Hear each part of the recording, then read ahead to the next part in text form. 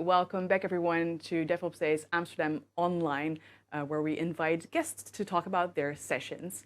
My name is Floor Drees, and I'm part of the organizer team. And with me right now is Iris de Haas, who works at ING. Iris, do you want to quickly introduce yourself to the people watching? Yes, of course. My name is Iris de Haas. I am an engineering manager at ING, and I made quite a career switch 4 years ago. I used to be a social worker, but then I saw the impact that technology had on the lives of my clients, so I decided that I wanted to know more. So I did an IT traineeship for a couple of months. I learned some IT basics. Then I got placed at ING as a DevOps engineer, and I really learned on the job. Now I got to grow to an engineering manager role. So for me, it has worked out really well. And I want to share my experiences with you on this DevOps days. And I feel it's a really great concept and that it can work for other companies really well as well. Yeah, that is incredibly cool. So tell me a little bit more about that journey. So you landed at ING. Did you land in an already existing team? Did you have mentors helping you out?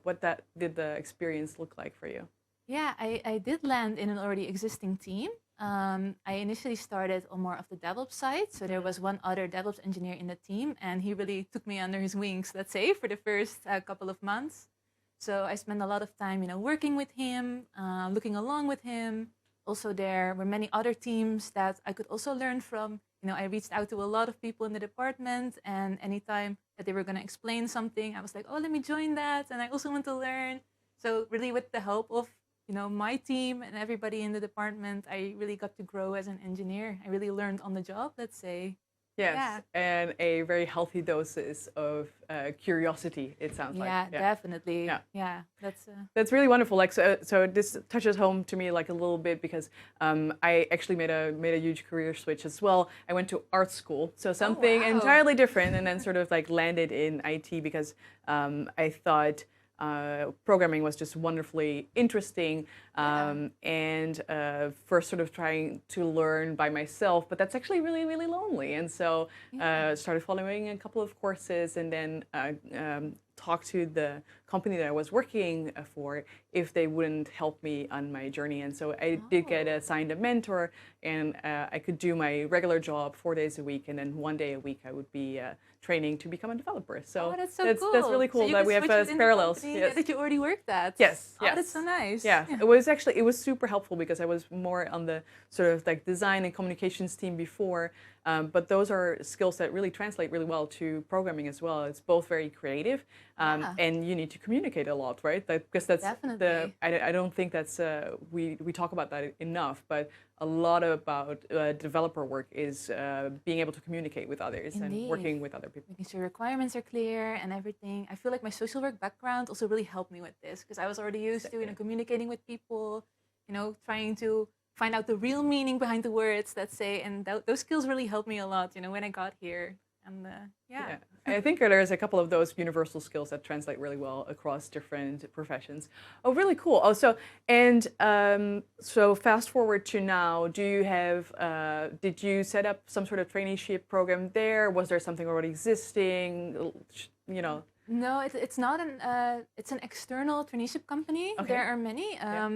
We at ING, at least at my department, we have experience with 2 of them. So basically those external companies, they hire people, generally selecting them on, analytical skills, social skills, motivation to get into IT. Yeah. Then, for a couple of months, they are internal at the traineeship company, basically just studying, learning, getting certificates. Yeah. Then they make like a match with one of their clients. Like for me, it was ING, but there are many others, let's say. And then for the rest of the traineeship period, which is like 1 or 2 years generally, then you work at that company, the company trains you, and when you're both happy at the end of the period, then you become an internal employee, and that's what happened for me.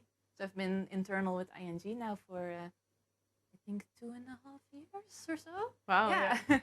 So that's cool. So you went through that experience yourself, and now you're paying it forward and doing this talk specifically at Devopsdays too. To spread the message, let's say, because it's not just me. There are even in my department there are 5 others, and they're all success stories that went through the same thing. Yeah, and they're all like doing really well, and they're a great addition to the teams that they're in.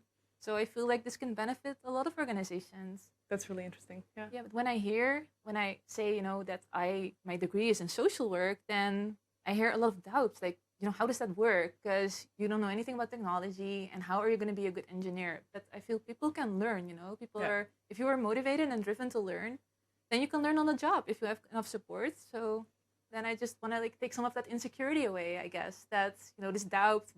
Can those people be good engineers? And like we've seen in practice that they can. Yeah. Excellent. Yeah. From the traineeship program that you joined, are you still in contact with sort of your cohorts, the other people that were in the traineeship at the same time? It'd be funny to figure out like where everyone ended up, and yeah. Yeah, I do know where they ended up, and we were in touch for a while. But specifically, my cohort, I don't speak with them a lot because also COVID happened. Oh, right. After we got placed at the company. So in the first couple of weeks and months, we met up regularly. We had lunch together. We did events, and then everything just kind of stopped. I mean, I still have them on LinkedIn, but I should reach out actually. Yeah. So that's a to-do for the weekend. That's a to-do, yeah. No, I think because that could be really interesting and sort of exchange notes on, yeah, oh, really cool. Awesome. So, well, I'm really looking forward to seeing your session. I hope everyone goes and sees and watch it. We will stream it live on Devopsdays Amsterdam online, so everyone should be able to catch it. And best of luck. And thank you so for joining me for a little talk. Thank you.